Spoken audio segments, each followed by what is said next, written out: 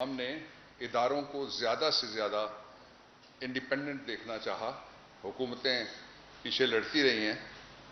اداروں کے درمیان جو امانگی اور ادارہ جاتی انڈیپینڈنس اس وقت ہے وہ پاکستان کی ضرورت تھی. بڑا لمبا عرصہ ہو گیا تھا کہ اداروں کے درمیان منافرت پھیلا کے، اور خود نواز شریف صاحب اس کے ایکسپرٹ تھے، ہمیشہ اپنے پاؤں پہ کلاڑا مارتے تھے اور وہ ہمیشہ اداروں سے لڑ پڑتے تھے. وہ رواج ہم نے ختم کر دیا. اور یہ جو کل پرائیویٹ ممبر بل اپوزیشن کے سینیٹر صاحب نے پیش کیا ہے، حکومت نہ اس کی تائید کرتی ہے، نہ اس کی حمایت کرتی ہے، نہ اس کو اون کرتی ہے. Let me make this clear. اور وہ تمام کوششیں جو قانون سازی کے نام پہ عدلیہ کی آزادی کے خلاف ہوں گی، حکومت ان کو روکے گی. اور عدلیہ پاکستان میں آخری عدالت ہے، سپریم کورٹ آف پاکستان، جہاں لوگ انصاف کے لیے دیکھتے ہیں، اور وہ آئینی عدالت ہے. اور اس کے ساتھ ساتھ صدر پاکستان کے اختیارات کے حوالے سے جو آئینی ہیں عدل کے نفاذ کے لیے، ان کو بھی چھیڑنے کی کوئی ضرورت نہیں ہے. دوسری بات یہ ہے کہ آج مسلم لیگ نون، لوگ شین بھی کہتے ہیں، میم بھی کہتے ہیں، ان کے لیڈرز گئے تھے آج الیکشن کمیشن آف پاکستان میں، اور انہوں نے یہ کہا کہ الیکشن میں جو آنے والا ایک الیکشن ہے اس کے بارے میں انہوں نے اسی طرح واویلا شروع کیا جس طرح جی بی الیکشن ہارنے سے پہلے انہوں نے کیا تھا، جس طرح اے جے کے الیکشن ہارنے سے پہلے انہوں نے کیا تھا، جس طرح سیالکوٹ الیکشن ہارنے سے پہلے کیا تھا، کہ کنٹونمنٹ بورڈز کے الیکشن جو ہیں وہ درست نہیں ہوں گے. کل کابینہ کو میں نے ایک بریفنگ دی. اس بریفنگ کی بنیاد سپریم کورٹ آف پاکستان کے 2013 کا ایک فل بینچ، یعنی 3 ججز حضرات جن میں اس وقت کے چیف جسٹس صاحب بھی شامل تھے، ان کی رپورٹ ہے. 237 صفحے کی اس رپورٹ میں سے میں صرف آپ کے سامنے 4 چیزیں رکھنا چاہتا ہوں. یہ ہماری طرف سے، حکومت کی طرف سے پہلا جواب ہے نون لیگ کے لیے. جب وہ یہ کہتے ہیں کہ الیکشن میں دھاندلی ہے، تو دھاندلی کیسے ہوتی ہے؟ یہ سسٹمیٹک ایک نظام بنایا گیا دھاندلی کا پورا، جو اس رپورٹ میں لکھا ہوا ہے. اس کا پہلا درجہ یہ تھا اس دھاندلی کا کہ انہوں نے الیکشن کمیشن سے 4 مختلف پرنٹنگ پریس تھے جن کو ٹھیکے دینے کے لیے سلیکٹ کروایا. یہ گزرے ہوئے الیکشن کمیشن کی میں بات کر رہا ہوں جو 2015 میں ان پلیس تھا، ارسٹ وائل. جو ہی الیکشن میں چند دن رہ گئے، چند دن کا مطلب ہفتہ بھی نہیں، تو انہوں نے بغیر کسی ایڈورٹیزمنٹ کے، کسی کو بتائے بغیر، چپکے سے ایک 5واں پرنٹنگ پریس اس میں شامل کر دیا. یہ پاکستان کے لوگوں کے لیے سب سے اہم رپورٹ ہے، اور یہ اس وقت کے جو الیکشن کروانے والے تھے ان کے خلاف چارج شیٹ ہے اس میں. اور پھر کیا ہوا؟ دوسرے سٹیپ پہ چلتے ہیں. دوسرا سٹیپ یہ تھا کہ ایک فارمولا جو الیکشن پلان ہوتا ہے اس سے پہلے وہ دیتے ہیں کہ ووٹس کو راؤنڈ اپ کرنے کا فارمولا. راؤنڈ اپ کرنے کا فارمولا پنجاب میں نہیں بنایا گیا. اور آپ کو یاد ہے پنجاب میں نواز شریف صاحب تقریر کر رہے تھے اور لوگ گھروں کو چلے گئے تھے، وہ آدھی رات کا وقت تھا. انہوں نے آپ کے سامنے کہا تھا، کلپ ضرور چلانا چاہیے آج میڈیا کو، کہ مجھے 2/3 میجورٹی دینا. ووٹر تو 5 بجے گھر چلا گیا تھا. وہ جس کو ایڈریس کر رہے تھے وہ یہاں لکھا ہوا ہے کون تھا. دوسرا پہلو اس کا تیسرا پہلو، سپریم کورٹ آف پاکستان کے 3 فاضل ججوں نے یہ رپورٹ جب دی تو اس میں انہوں نے لکھا کہ پنجاب میں 35% اور پورے پاکستان میں میجورٹی عمومی طور پہ انگریزی کا میں ترجمہ کر رہا ہوں، فارم 15 تھے ہی نہیں. فارم 15 ایک ایسے لفافے میں ڈالا جاتا ہے جو سیکیورٹی فیچرز رکھتا ہے، اور اس کے دو فارم 15 کے حصے ہوتے ہیں. ایک رہتا ہے جو پریزائڈنگ آفیسر کے پاس، دوسرے میں نتیجہ مرتب کر کے وہ بیچتا ہے فارم 15 کو ریٹرننگ آفیسر کے پاس جو ڈی آر او ہوتا ہے، تاکہ وہ اس کو گن سکے اور وہاں پتہ لگے. اور فارم 15 کیا ہے، میں آپ کی اطلاع کے لیے بتا دیتا ہوں. فارم 15 وہ فارم ہے جس میں وہ ووٹ ڈالے جاتے ہیں، لکھے جاتے ہیں جو نہیں ڈالے گئے. یعنی ایک جگہ اگر 1.5 لاکھ ووٹ تھا، اس میں سے اگر 50,000 ووٹ ڈلا، لاکھ نہیں ڈلا، یا لاکھ ڈلا اور 50,000 نہیں ڈلا، تو وہ ووٹ جو نہیں ڈالے لوگوں نے، ان کی تفصیل فارم 15 میں درج کی جاتی ہے. اب میں چوتھے پہلو پہ چلتا ہوں کہ کیوں ایسا کیا جاتا ہے. یہ اس لیے ایسا کیا جاتا ہے کہ جو فارم 14 ہے 14، اس کے اندر ڈالے جانے والے ووٹ لکھے جاتے ہیں. اور اگر فارم 15 نہ ہو تو آپ اپنی مرضی کے ووٹ لکھ سکتے ہیں جو فارم 14 کے اندر جتنے مرضی چاہیں، کسی کے کم کر دیں، جتنے مرضی چاہیں کسی کے زیادہ کر دیں. تو یہ سسٹمیٹک دھاندلی کا جو 5واں اور آخری اس میں اسٹیشن اور طریقہ جو سپریم کورٹ آف پاکستان میں انہوں نے دیکھا اور اس کے بارے میں لکھا، وہ یہ تھا کہ اکثر تھیلے کھلے ہوئے تھے. اکثر تھیلوں میں فارم 14 نہیں تھے، اور اس کے ساتھ ہی یہ بندوبست کیا گیا تھا. میں ایک کیس کی صرف آپ کو مثال دوں گا. جو 4 حلقے کہے تھے عمران خان صاحب نے کھولنے کے لیے، ان میں سے 3 میں وکیل تھا عدالت میں، اور یہ جو چوتھا ہے یہ عثمان ڈار والا حلقہ ہے. اس میں ہم سپریم کورٹ آف پاکستان میں ان کی سائڈ سے وکیل تھا. 92,000 کے قریب ایسے انگوٹھے تھے جو شناخت نہیں کیے جا سکے. کیوں نہیں ہو سکے شناخت؟ یہ آخری بات میں کہنے لگا ہوں اس رپورٹ کے بارے میں. پھر اس رپورٹ کو ہم پبلک کریں گے، اور یہ رپورٹ میں اور میرے ساتھ مختلف اور کابینہ کے ارکان بھی جائیں گے. ہم الیکشن کمیشن آف پاکستان کو ایکٹ کرنے کے لیے اس کے اوپر توجہ دلائیں گے، کیونکہ اس میں آخری بات یہ لکھی ہوئی تھی کہ 11 سال گزرنے کے باوجود بھی، یہ دھاندلی کا جو جنکشن تھا، گزرنے کے باوجود بھی الیکشن کمیشن آف پاکستان نے ووٹوں کا ریکارڈ، الیکشن کا ریکارڈ رکھنے کے لیے اپنی سٹوریج کیپیسٹی نہیں پیدا کی. اور بھی بڑے سنگین الزامات ہیں جو میں چھوڑ دیتا ہوں، وقت لمبا ہو جائے گا. اس کا نتیجہ یہ ہوتا ہے کہ کسی تھانے کے مال خانے میں، کسی پٹوار خانے میں اور کسی کچہری کے مال خانے میں جا کے یہ تھیلے رکھے جاتے ہیں، جن کو ٹیمپر کیا جا سکتا ہے، ڈبل موریں لگائی جا سکتی ہیں، ووٹس زیادہ گڑبڑ کی جا سکتی ہے، تبدیل کیے جا سکتے ہیں، مخالف کے ووٹ سپائل کیے جا سکتے ہیں، جس کو ہرانا مقصود ہو اس کے ووٹ غائب بھی کیے جا سکتے ہیں. تو اس لیے حکومت نے سپریم کورٹ آف پاکستان کا آرڈر بھی ہے، جو الیکشن ہے کنٹونمنٹ بورڈ کے فری، فیئر، ٹرانسپیرنٹ اور قانون کے مطابق ہوں گے، اور الیکشن کمیشن آف پاکستان اس کو منعقد کروائے گا. میں یاد دلانا چاہتا ہوں اپوزیشن کو، نون لیگ کو، کہ جب آپ جیت جاتے ہیں ڈسکا میں، جب آپ جیت جاتے ہیں آپ فوراً زندہ باد کے نعرے لگاتے ہیں الیکشن کمیشن کے لیے، اور جب کہیں ہارتے ہیں تو آپ ریلی لے کے آ جاتے ہیں الیکشن کمیشن کے خلاف نعرے لگانے کے لیے. تو تھوڑا توازن پیدا کریں اپنی سیاست میں، اور الیکشن لڑ کے اس کا نتیجہ قبول کرنے کا طریقہ سیکھیں. دوسری بات آج انہوں نے ای وی ایم کے بارے میں کہی ہے، جو میں آپ کے سامنے رکھنا چاہتا ہوں. جو الیکٹرانک ووٹنگ مشینز ہیں، حکومت پاکستان نے کوئی مشین نہیں بنائی.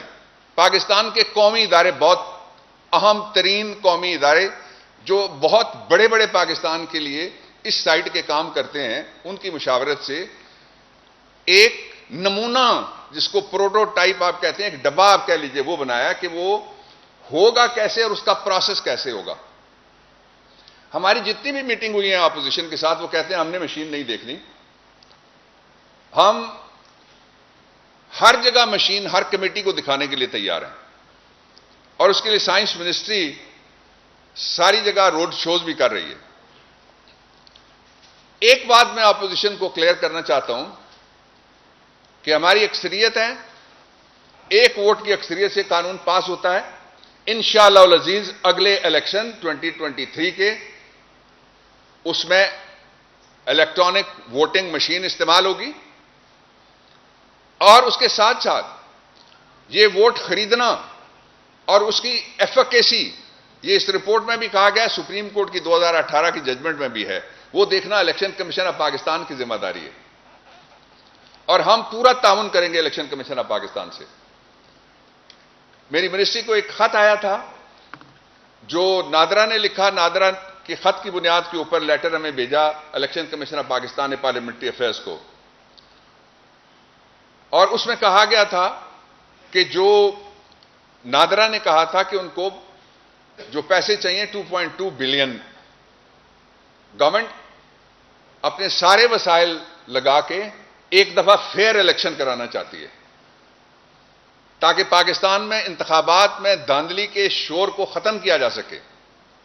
اس کے لیے اپوزیشن کو تعاون کرنا چاہیے، آگے بڑھنا چاہیے اور بالغ نظری کا مظاہرہ کرنا چاہیے. دوسرا، اپوزیشن کی دونوں بڑی پارٹیوں کو اس بات پہ اعتراض ہے، اپنے اپنے اعتراضات ہیں، اب اپوزیشن کئی حصوں میں تقسیم ہے، لیکن یہ اعتراض مشترک ہے کہ بیرون ملک مقیم پاکستانیوں کو رائٹ آف ووٹ نہیں دیا جانا چاہیے. کسی نے یہ کہا کہ ان کو سیاست کا پتہ نہیں ہے، اور کسی نے یہ کہا کہ وہ بہت دور رہتے ہیں. یہ توہین عدالت ہے ایسا کہنا. جو ایک فل بینچ کی ججمنٹ ہے سپریم کورٹ آف پاکستان کی، اس میں لکھا ہوا ہے واضح طور پہ کہ کوئی بیرون ملک رہتا ہو یا مین لینڈ پاکستان میں رہتا ہو، اس کے بنیادی حقوق مختلف نہیں ہو جاتے. اس لیے ان کو رائٹ آف ووٹ ہے. جو عمران خان نے اپنے الیکشن کے مینیفیسٹو میں کہا تھا، اس پہ ہم عمل درآمد کریں گے. دو باتیں میں شارٹ سی اور آپ کے سامنے رکھنا چاہتا ہوں اسی حوالے سے.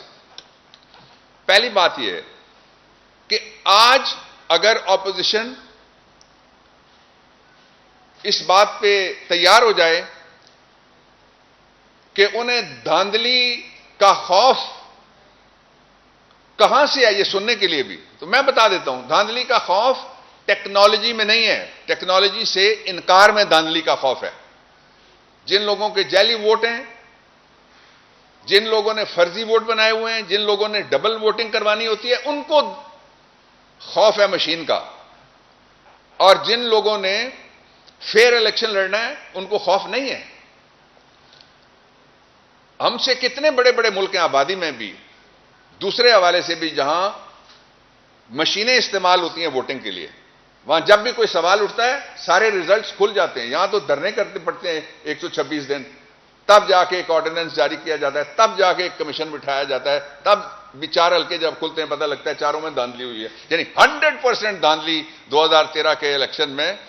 جن حلقوں کا عمران خان نے کہا اس میں بھی، اور جو باقی پنجاب میں 35%، اور پوری فریکوینسی کے ساتھ بڑی تعداد میں یہ لفظ استعمال ہوئے ہیں پورے پاکستان میں، جو میں نے آپ کو فارم 14 اور 15 کے بارے میں، اور جو پیپر سٹفنگ کے بارے میں، کھلے ہوئے لفافوں کے بارے میں، ٹوٹی ہوئی سیلوں کے بارے میں، اور دھاندلی کے بارے میں نے جو بتایا تھا. تیسری بات میں یہ آپ کے سامنے رکھنا چاہتا ہوں مختصراً کہ یہ جو انتخابات ہو رہے ہیں کنٹونمنٹ بورڈ ایکٹ کے نیچے ہو رہے ہیں. کنٹونمنٹ بورڈ ایکٹ جو لوکل گورنمنٹس باڈیز ایکٹس ہیں ان سے بالکل مختلف ہے، اس لیے کہ اس میں کنٹونمنٹ بورڈ کے جو ایگزیکٹو عہدیدار ہوتے ہیں وہ بھی بطور ممبر بیٹھتے ہیں. باقی جگہ پہ ایسا نہیں ہے. کوئی ڈپٹی کمشنر کسی ادارے کا ممبر نہیں ہو سکتا، کوئی کمشنر کسی ادارے کا ممبر نہیں ہو سکتا. تو اس لیے ایک اور ادارے کو آپ کنٹونمنٹ بورڈ کو متنازع مت بنائیں. کوئی ایک ادارہ آپ بخش دیں کبھی، اور رحم کریں اس ملک کے اوپر، اور مقابلہ کریں ووٹ کے ساتھ. اور قانون سازی ہم مکمل کریں گے.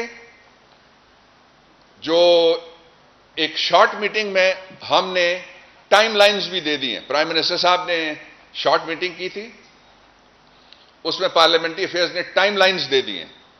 انشاءاللہ العزیز میں قوم کو خوشخبری دینا چاہتا ہوں کہ اسی سال کے اندر اندر جو ای وی ایم کے حوالے سے، آئی ووٹنگ کے حوالے سے، بیرون ملک مقیم پاکستانیوں کے حوالے سے ان کا بڑا کنسرن ہے، وہ کنسرن اب تک پہنچتا رہتا ہے، اور وہ کنسرن یہ ہے کہ کون سی آئی ڈی ہوگی اور کس طرح کی ہوگی۔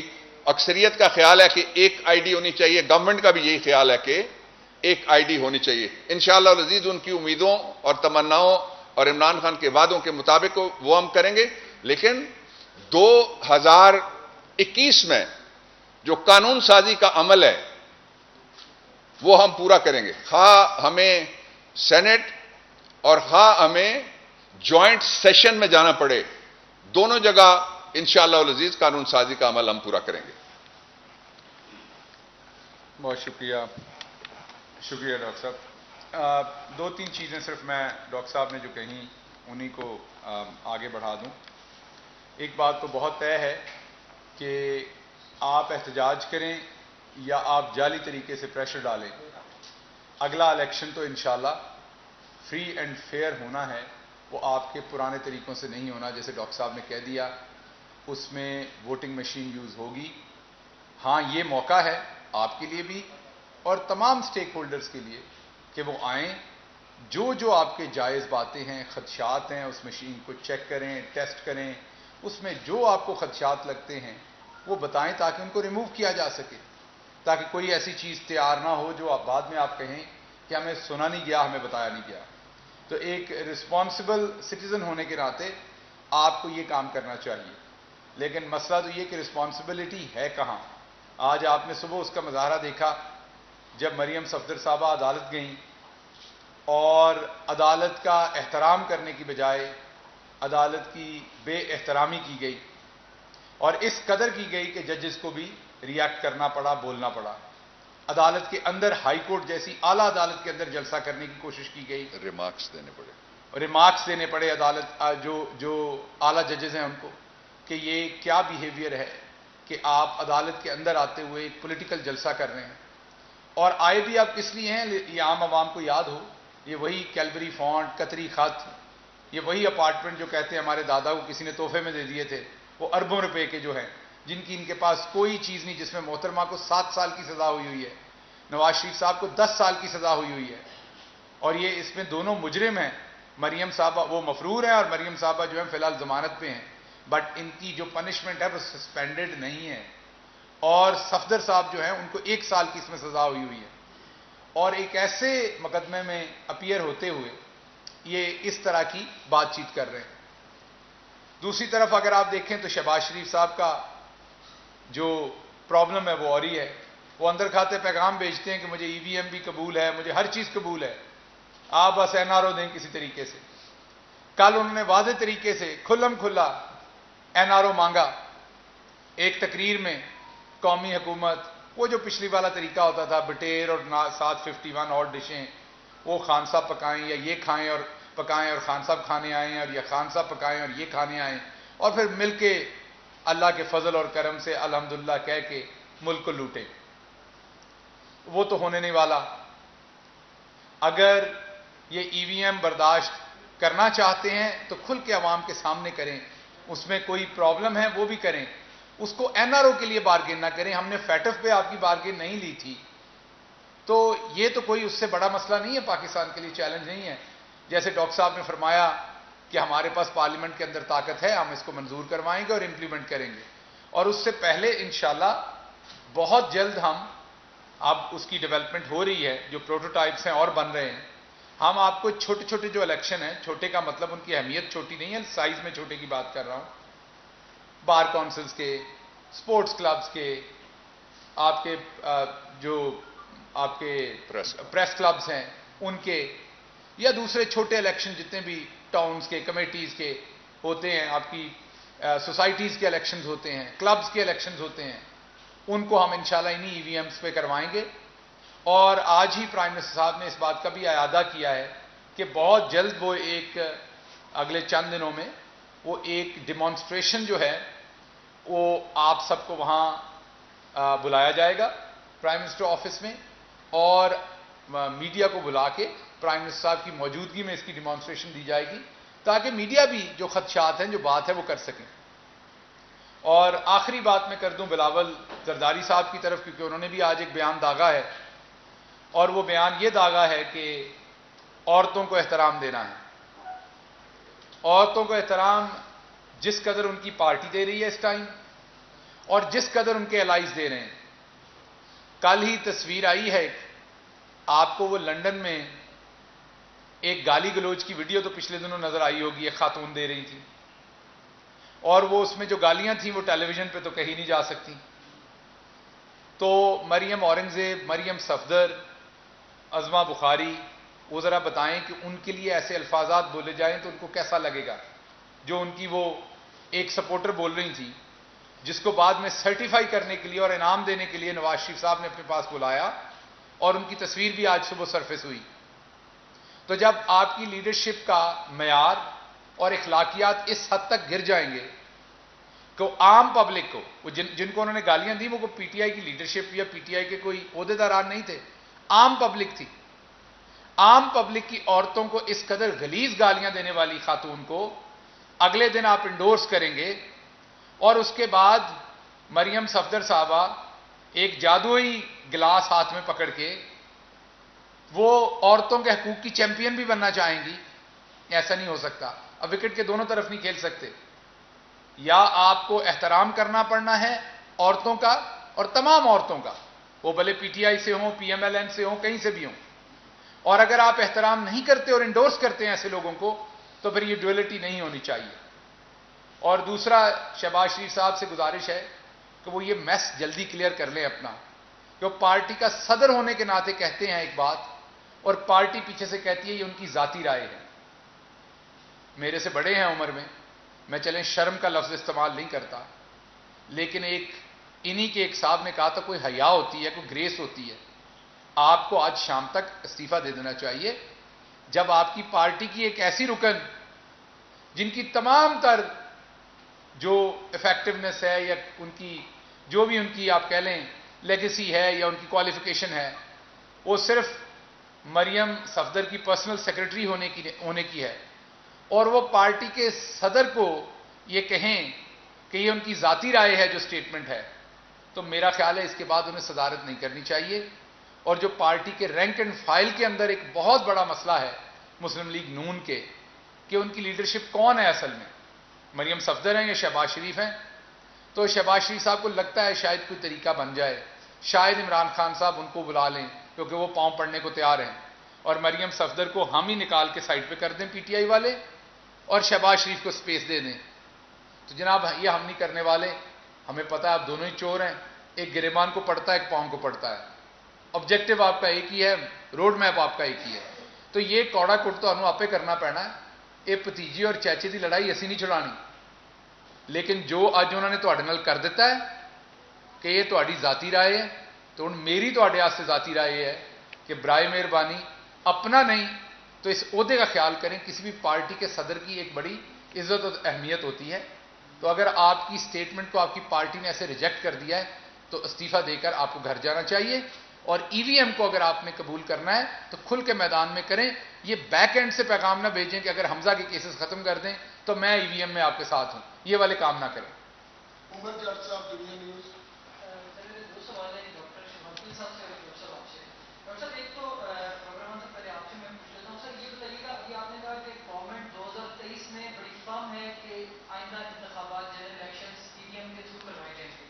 سر یہ ابھی تک جو ہمیں نظر آ رہا ہے اپوزیشن کے ساتھ، حالانکہ ان کے اعتراضات ہیں، الیکشن کمیشن کے اعتراضات ہیں، لیکن دونوں کے ساتھ پریس کانفرنسز کے ذریعے رابطہ شاید کیا جا رہا ہے. کیا گورنمنٹ کو اگر سنسیئر ہے ای وی ایم کے حوالے سے تو کیا گورنمنٹ ڈیلیگیشن کو خود جا کر اپوزیشن سے نہیں بات کرنی چاہیے؟ کیا اس حوالے سے کوئی ڈیسائیڈ ہوا ہے؟ ایک سر آپ یہ بتا دیں. اور ڈاکٹر صاحب آپ ایک کر کے کوئی بات نہیں. دیکھیں پہلی بات یہ ہے کہ میں نے، پارٹی نے، پرائم منسٹر صاحب نے، ہمارے سارے لیڈرز نے، منسٹرز نے وقتاً فوقتاً ان کو دعوت دی کہ آپ آئیں. دوسرا، مجھے دنیا کا وہ کوئی جمہوری ملک بنا دیں اور بتا دیں کہ جہاں پہ گورنمنٹ روز اٹھ کے ڈھونڈ رہی ہو کہ کس کس کو اعتراض ہے اپوزیشن میں سے، تو آئیے ہم آپ کے گھر آتے ہیں اور آپ ہمارے گھر آئیں. ظاہر ہے اس کا فورم ایک ہی ہے، وہ پارلیمنٹ ہے. پارلیمنٹ کے اندر ہم نے پچھلے ہفتے بھی میٹنگ کی ہے. آج بھی ایک بڑے لیڈر کا رابطہ تھا میرے ساتھ ٹی او آرز کے اوپر. میں آپ کو بتا بھی دیتا ہوں جو پارلیمنٹری کمیٹی بنی ہوئی ہے, اس لیے انگیج تو ہم نے رکھا ہے. فیٹف میں بھی ہم نے کوئی ان سے درجنوں میٹنگز کی تھیں, لیکن ان کا نتیجہ سب کا نکلا 34 نکات پہ مبنی. انہوں نے اتنا بڑا ہمیں پکڑا دیا, ایک پورا نتیجہ جس میں لکھا ہوا تھا کہ آپ نیب کے دروازے پہ تالا لگا دیں اور پاکستان میں احتساب نہیں ہونا چاہیے.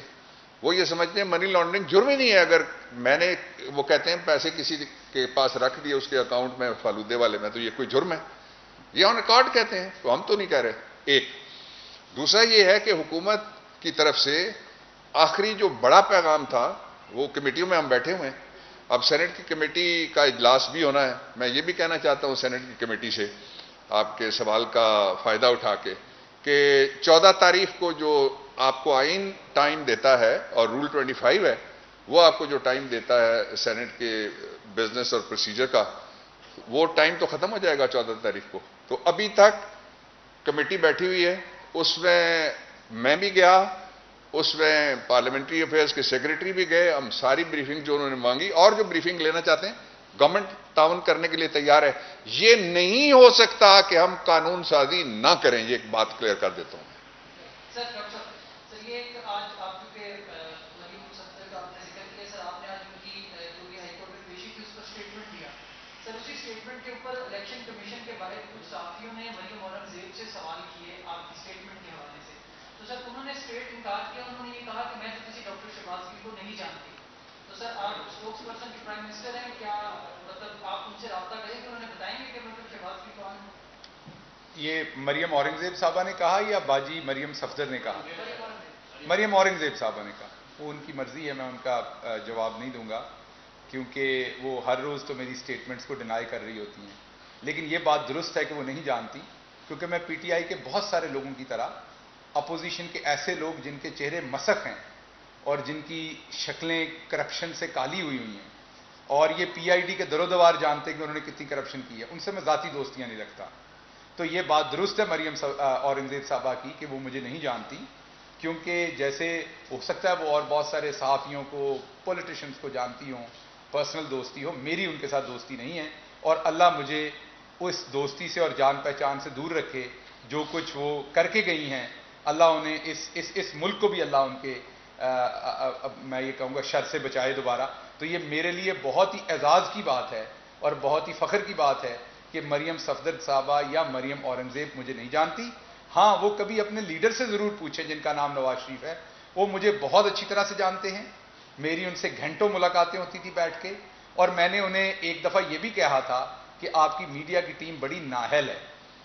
اور مریم اورنگزیب صاحبہ کے بارے میں میں نے یہ کہا تھا کہ میرے لیے اتنا مسئلہ بناتے ہیں یہ کہ مجھے باہر آپ کا آلو, گوبھی, گوشت, ٹینڈے سب بتانا پڑتا ہے, because they are unable to handle your media. اور یقین کریں انہوں نے میرے سے اگری کیا تھا کہ بالکل یہ نااہل ہیں, یہ اچھے طریقے سے میرا میڈیا ہینڈل نہیں کر پا رہے. تو اگر کوئی اور خدمت ہو میرے لائق تو مریم اورنگزیب صاحبہ بتائیے گا. سناولا صاحب ڈاؤن سے سر 2-3 چھوٹے آپ کی کوشچن. کسی کو آپ نے کہا کہ ہماری اکثریت ہے, ہم قانون سازی کر رہے ہیں, ای وی ایم کے لیے آئین میں ترمیم کرنی پڑے گی جو الیکشن کا طریقہ دیا ہوا. تو آپ کس طرح آپ کانسٹیٹیوشن امینڈمنٹ کر لیں گے جو کہ اکثریت سے؟ دوسرا آپ نے ایک بات کی ہے ای وی ایم مشین جو ہے ایک اہم ادارے سے مشاورت کے بعد اس کا نمونہ تیار کیا. وہ کون سا ادارہ ہے جس کی معاونت سے یہ تیار کیا گیا؟ اس طرح ایک آرڈیننس جاری ہوا ہے پریزیڈنٹ کی طرف سے جس میں جو حلف نہیں اٹھائیں گے ان کے حوالے سے. تو یہ ایک ہی شخص ہے کسان راج جو مقبول بھی ہیں بالکل آپ کے سامنے, ان کی جگہ پہ کس کو آپ نے سینیٹر بنانا ہے اور کتنے دن میں یہ نوٹیفائی کر دیں گے؟ پہلی بات یہ ہے کہ میں نے ادارہ نہیں کہا, قومی اداروں کی معاونت میں نے کہا, اور اس میں 3 ادارے مختلف شامل تھے. ایک دوسرا یہ ہے کہ آپ نے کہا کہ جو آرڈیننس پریزیڈنٹ صاحب نے جاری کیا ہے وہ آپ کہتے ہیں کہ آپ کے کہنے کے مطابق مفرور, ہمارے کہنے کے مطابق نہیں, عدالتی مفرور ہیں اسحاق ڈار. ان کے خلاف 87-88 سی آر پی سی کی کارروائی ہوئی ہے. وہ بھاگے ہوئے ہیں, چھپے ہوئے نہیں ہیں, یہ کہا جا سکتا ہے. یہ ایسے مفرور ہیں جو بڑے دلیر مفرور ہیں, اور ان کو وہاں جا کے جن کی غلامی سے بڑی مشکل سے ہم نے 200 سال کے بعد جان چھڑائی تھی، ان کی غلامی وہ قبول کرتے ہیں، ایلیجنس ان کے ساتھ اپنی شو کرتے ہیں اور ان سے پناہ مانگتے ہیں. یہ اگر پاکستان کے لوگوں سے، قانون سے، عدالتوں سے پناہ مانگے تو وہ زیادہ عزت کی بات ہے، وہاں والی عزت کی بات نہیں ہے. ایک دوسرا یہ ہے کہ یہ ابھی سے نہیں ہے، یہ کافی اس کے اوپر ڈسکشن ہوئی تھی. اس دوران چودھری نثار صاحب نے اپنا حلف لے لیا، اور ڈار صاحب اگر حلف لینا چاہیں، ہم نے یہ بہت ہی بیلنسڈ قسم کی لیجسلیشن ہے جو پارلیمنٹری فیز نے تیار کی ہے. ورنہ تو یہ لکھا ہوا ہے کہ اگر کوئی شخص 60 روز تک اجلاس میں نہیں آتا تو ہاؤس اس کو ڈس لاج کر سکتا ہے. ہم نے وہ طریقہ اختیار نہیں کیا، اس کے لیے قانون سازی کی ہے تاکہ یہ نہ لگے کوئی ٹیلر میڈ قانون ہے.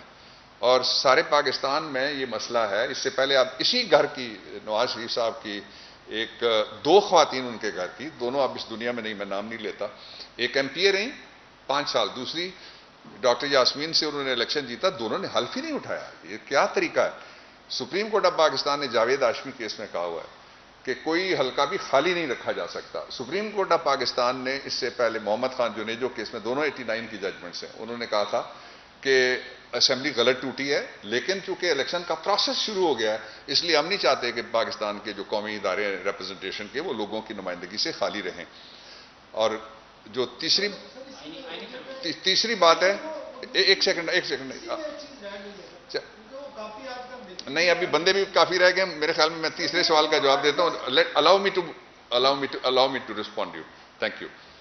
تیسرا آپ نے کہا آئینی ترمیم. کوئی آئینی ترمیم کی ضرورت نہیں ہے، صرف ایک کام کے لیے آئینی ترمیم کی ضرورت ہے. یہ الیکٹرل لاز میں لکھا ہوا ہے، باقاعدہ رولز بنے ہوئے الیکشن کمیشن آف پاکستان کے، الیکٹرانک مشینوں کے حوالے سے، آئی ٹی کے حوالے سے. آئی ٹی کا ان کا پاس ایک پورا ڈپارٹمنٹ ہے، اس کے ایک ڈائریکٹر ہیں، ڈی جی ہیں غالباً، وہ بیٹھتے ہیں، بڑے لائق آدمی، کئی میٹنگوں میں میرے ساتھ وہ شریک ہوئے.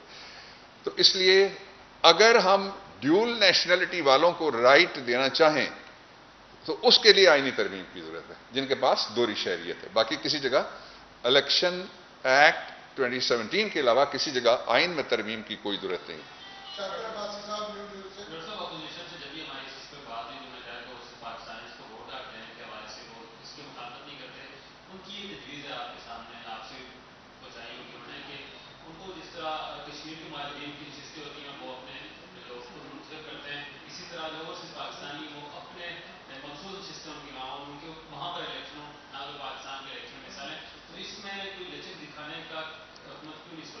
دیکھیے، یہ سپریم کورٹ کے جو بھی کہتا ہے، سپریم کورٹ کے اس آرڈر کی توہین کرتا ہے جو میں نے آپ کو بتایا. 2018 سپریم کورٹ پیج 788 یہ ججمنٹ ہے، ابھی آپ گوگل کر کے ججمنٹ نکال کے دیکھ لیں. انہوں نے ان کو کہا ہے کہ ان کو وہی حق ہے جو مجھے اور آپ کو ہے. تو میں یا کوئی اور یا اپوزیشن یا کوئی اپوزیشن کا ایک گروپ کیسے کہہ سکتا ہے کہ سپریم کورٹ کے فیصلے کے خلاف آپ چلے جائیں؟ ایک بات. دوسرا یہ ہے کہ جب یہ باہر جاتے ہیں تو آپ کو تو پتہ ہے، ہم سب کو پتہ ہے، جو بھی باہر جاتا ہے، کوئی کسی کی گاڑی استعمال کر رہا ہوتا ہے، کوئی کسی کے گھر میں لمبا پڑا ہوا ہوتا ہے نیچے والے کمرے میں، کوئی کسی کے ساتھ شاپنگ کرنے جاتا ہے، کوئی کسی کے ساتھ سیر کرنے. اس وقت تو یہ پاکستانی، اور جب یہ ہر سال پاکستان کو سب سے زیادہ کما کے بیچتے ہیں تو یہ بڑے اچھے ہوتے ہیں. ڈرتے کس بات سے ہیں کہ پی ٹی آئی کو ووٹ ملیں گے؟ شکریہ. آپ نے اس میں میں صرف ایک چیز کا اضافہ کر دوں کہ یہ جیسے ڈاکٹر صاحب نے فرمایا کہ یہ عدالت کی بھی توہین ہے، اور اس کے ساتھ ساتھ یہ احسن اقبال صاحب کی بھی توہین ہے، کیونکہ وہ اپنا ایک اوورسیز بچہ لے کے آئے تھے، فوراً سیدھا ہی انہوں نے اسے نارووال سے الیکشن لڑوایا تھا ڈسٹرکٹ گورنمنٹ میں. تو یا تو پھر مجھے شاید سمجھ نہیں کہ نارووال کے اندر اوورسیز کی شاید کوئی نشست ہے، اگر ہے تو مجھے کریکٹ کر دیجیے گا. ہو سکتا ہے کوئی جیسے پنڈی میں کشمیر کی نشستیں ہیں، کوئی نارووال میں انہوں نے بنا رکھی ہو اوورسیز کی، تو پھر ہمیں بتا دیں، وہاں سے الیکشن لڑ لیں سارے اوورسیز پاکستانی. تو جیسے ڈاکٹر صاحب نے یہ فرمایا کہ اوورسیز پاکستانی، جو میجورٹی اوورسیز پاکستانی وہ تو گلف کنٹریز میں رہتی ہے، سال میں 2 دفعہ یہاں آتے ہیں، ان کی بیوی یہاں، بچے یہاں، ماں باپ یہاں، بھینس مویشی سب کچھ ان کا یہاں. ان کو اپنے local M P M N A سے کام پڑنا ہے، یا 2 نشستیں بنا کے آپ انہیں سائڈ پہ کر دیں گے؟ ان کو باقاعدہ اپنے کونسلر کو بھی منتخب کرنے کا حق ہونا چاہیے، انہیں تحصیل ناظم کو بھی کرنے کا حق ہونا چاہیے، وارڈ ممبر جو بھی ولیج کونسل بنے اس میں بھی، ایم پی اے بھی، ایم این اے بھی. کیونکہ وہ وہاں آپ اگر ادھر اسلام آباد میں کام کرتے ہیں اور آپ کا گھر بکھر میں ہے تو کیا آپ کو یہ کہہ دیا جائے کہ آپ اسلام آباد میں کام کرتے ہیں بکھر میں ووٹ نہیں ڈال سکتے؟ اگر آپ کی ساری فیملی وہاں پہ ریزائڈ ہے، تو آپ ووٹ وہیں پہ ڈالیں گے. تو جو گلف کنٹریز میں پاکستانی ہیں جو کہ 70-80% ہمارے اوورسیز کی تعداد ہے, وہ ساروں کا تو سارا کچھ پاکستان کے اندر ہے. وہ تو صرف خود کمائی کرنے گئے اور کمائی واپس بیچتے ہیں اور سال میں 2 دفعہ خود بھی آتے ہیں. تو یہ بہت ہی مزے کا خیز بات ہے اور اس کو کاش اپنے بیٹے سے شروع کرتے تو پھر بہتر تھا. سوال جو ہے وہ دونوں ڈاکٹر صاحبان سے ہے کہ صاحب ایک تو سیدھا صاف اور کلیئر لفظوں میں بتا دیں. آپ نے کہا کہ ہم قانون سازی ہر صورت کریں گے چاہے ہمیں جوائنٹ سیشن ہی کیوں نہ بنانا پڑے, اس جا کے کیوں نہ کریں. پیچھے جو آپ کا ڈرافٹ آیا تھا اس میں الیکشن کمیشن کو کافی سارے اعتراضات تھے. آپ لوگوں نے اس کے مطابق کچھ بیٹرمنٹ بھی اس میں آیا. آپ لوگ قانون سازی کر لیتے ہیں اور الیکشن کمیشن کو پھر بھی اعتراض ہوتا ہے اس مشین پہ. کس کی بات مانی جائے گی, کیا ہوگا, پھر کیا کریں گے؟ اور ڈاکٹر صاحب آپ سے شہباز صاحب, آپ نے کہا کہ میں ان میں سے نہیں ہوں جو پی ٹی آئی میں کچھ لوگ ہوتے ہیں اور جو ذاتی دوستیاں پوزیشن کے کچھ لوگوں سے نبھاتے ہیں, اس کی وجہ سے میں ذرا وہ مجھے نہیں جانتی یہ پی ٹی آئی کے کون سے لوگ ہیں. اب آپ کا کام میں نے تو نہیں کرنا نا, آپ کا کام تو آپ نے کرنا ہے. دیکھیے صاحب, پہلی بات یہ ہے کہ جو ہمارا لیجسلیشن کا طریقہ ہے وہ آئین میں بھی لکھا ہوا ہے کہ فائنانس بل کیسے پاس ہوگا, کانسٹیٹیوشنل امینڈمنٹ بل کیسے پاس ہوگا, باقی سارے بل کیسے پاس ہوں گے. اس کے مطابق دونوں ایوانوں کے جو میں فیڈرل لیجسلیشن لسٹ جو ہے اس کی میں بات کر رہا ہوں, ان دونوں ایوانوں میں ہوتی ہے, سینٹ آف پاکستان میں بھی اور نیشنل اسمبلی میں, دونوں میں وہ طریقہ کار لکھا ہوا ہے. اس کو اگر کسی جگہ ہم وائلیٹ کریں تو بڑی غلط بات ہوگی, وہ نہیں کرتے, اس کے مطابق ہم چلتے ہیں. دوسرا یہ کہ الیکشن کمیشن آف پاکستان کی آبزرویشنز تھی. اعتراض قانون پہ کر سکتا ہے لیجسلیٹر جس نے جا کے ایک باقاعدہ امینڈمنٹ فائل کرنی ہے. الیکشن کمیشن انہوں نے اپنی آبزرویشنز دی ہیں مختلف. ان آبزرویشنز کو ہم نے ایک سے زیادہ مرتبہ جا کے بھی ان کے پاس سنا ہے, اس لیے کہ یہ جو کوئی الیکشن کے اندر جو ریفارم لا رہے ہیں یہ کوئی ہمارا کام تھوڑا ہی ہے, یہ تو پوری قوم کا کام ہے. آپ سارے چاہتے ہیں کہ الیکشن ریفارم ہو, تو یہ ریفارم سے ڈرنے کی کیا وجہ ہے؟ یہ تو کبھی ان سے آپ پوچھیں کہ آپ ریفارم سے کیوں ڈرتے ہیں. جو قانونی ان کے زمانے میں جو قانون سازیاں ہوئی, میں 3 آپ کو بتا دیتا ہوں. انہوں نے پہلے اسپیڈی ٹرائل کورٹ ایکٹ 92 میں 8 لڑکے پھانسی لگ گئے, اس کے بعد ان کو رائٹ آف اپیل ملا. آپ کو یاد ہے نا, عدالت نے لیاقت علی کیس میں, لیاقت علی شیخ کے کیس میں کہا. اس کے بعد انہوں نے اپنی پارٹی کا ایک سینیٹر بٹھا کے احتساب کا ادارہ بنایا اور 97 میں وہ ادارہ بنایا, وہ سارے اس میں خود پکڑے گئے. پھر اس کے بعد انہوں نے اینٹی ٹیررزم ایکٹ, اس میں سلو ڈاؤن اور ہڑتال, آپ جو مظاہرہ کرتے ہیں کبھی باہر نکلتے ہیں اور کبھی واک آؤٹ کرتے ہیں, اس کو بھی انہوں نے جرم بنا دیا تھا 780A کے نیچے. اور اس کے بعد انہوں نے پاکستان میں اپنی خلافت کا آلموسٹ قانون تیار کر کے رکھا ہوا تھا, جس میں وہ پاکستان کے خلیفہ بننا چاہتے تھے کہ پرائم منسٹر کے ساتھ جو اختلاف کرے گا اور اس کے احکامات کو نہیں مانے گا وہ خلاف ورزی کرے گا حدود کی. یہ تو ان کا قانون تھا جو بنا ہوا تھا. وہ بھی اللہ بھلا کرے, اس وقت کے جو اپوزیشن لیڈر اصلی تھے وہ تھے نواب زادہ نصر اللہ خان صاحب. وہ سپریم کورٹ چلے گئے اور سپریم کورٹ نے اس کو انڈو کر دیا تھا. تو اس لیے وہ اپنی تاریخ کے تناظر کی آنکھ سے اور اپنی اینک کے شیشے سے قانون سازی کو نہ دیکھیں. اس وقت بہت شدید ضرورت ہے, شدید, 3 دفعہ میں کہوں گا شدید ضرورت ہے کہ پاکستان کے عدالتی اور قانونی جو نظام ہے اس کے اندر اصلاح کی جائے. لا ریفارمز کی سب سے زیادہ شدید ضرورت ہے. بچوں کے ساتھ کیا ہو رہا ہے, صنف نازک کے ساتھ کیا ہو رہا ہے, کس دلیری کے ساتھ جرائم کیے جاتے ہیں. ابھی تک سارے بل بننے کے بعد بھی ان کو روکا نہیں جا سکا, اس لیے کہ نیچے جب جاتی ہے ٹرائل کے لیے تو وہاں ایک ایک جج کے پاس, میں چونکہ ٹرائل کا وکیل ہوں بیسیکلی, اس لیے مجھے معلوم ہے کہ ایک ایک جج کے پاس 120 کیس آپ اگر لگائیں گے تو 8 گھنٹے میں 120 کیس بلانے کے لیے ہرکارہ کتنے منٹ میں باہر جائے گا, آئے گا, لوگ کتنے منٹ میں آئیں گے, فائل بھی نہیں دیکھی جا سکتی. اور ڈبل ٹرپل کرنا چاہیے ہمیں, ججز کی تعداد کو ڈبل ٹرپل ہمیں کرنا چاہیے, اپیلیٹ کورٹس کو ڈبل ٹرپل ہمیں کرنا چاہیے, ساری فیسلٹی کو. تو ساری دنیا یہ کام کر رہی ہے. یہ کہتے ہیں جب بھی ہم ہاتھ لگاتے ہیں یہ کہتے ہیں جمہوریت کو خطرہ ہے. ایک کام میں جمہوریت کو خطرہ نہیں ہے, NRO, اور دوسرا ہے نیب کے دروازے کو تالا. Thank you.